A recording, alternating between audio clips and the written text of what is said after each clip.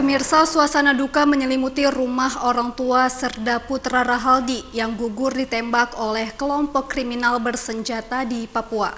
Ucapan bela sungkawa terus berdatangan ke rumah duka.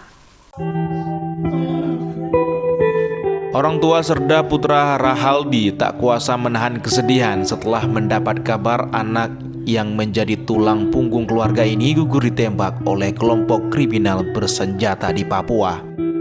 Sejumlah kerabat terus berdatangan ke rumah duka di Desa Sukamaju, Kecamatan Semelu Timur, Kabupaten Semelu untuk mengucapkan bela sungkawa yang mendalam. Kepergian Serda Putra sangat membuat keluarganya sangat terpukul, di mana masa tugas Serda Putra di Papua padahal hanya menghitung hari. Bahkan semua persiapan penjemputannya pun sudah disiapkan oleh keluarga, termasuk membuat syukuran, namun semuanya menjadi duka. Sehari sebelum gugurnya Serda Putra, ayah Serda Putra Rahaldi sempat bermimpi mendapat firasat yang tak baik, di mana bermimpi memancing namun tali pancingnya selalu putus saat digigit ikan.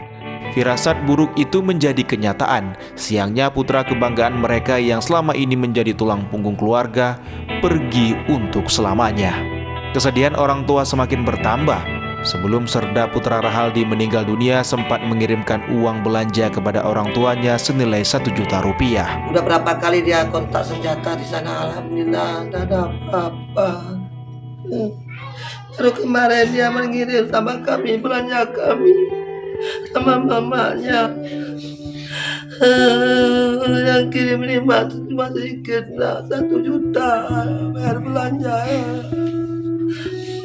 Alhamdulillah. Serda Putra Rahaldi merupakan anak keempat dari 5 bersaudara, dan kini pihak keluarga masih menunggu kedatangan jenazah Serda Putra Rahaldi. Rencananya jenazah Serda Putra Rahaldi akan dimakamkan secara militer di Taman Bahagia, Sinabang, Kabupaten Semelu. Dari Kabupaten Semelu, Absah Ainus melaporkan.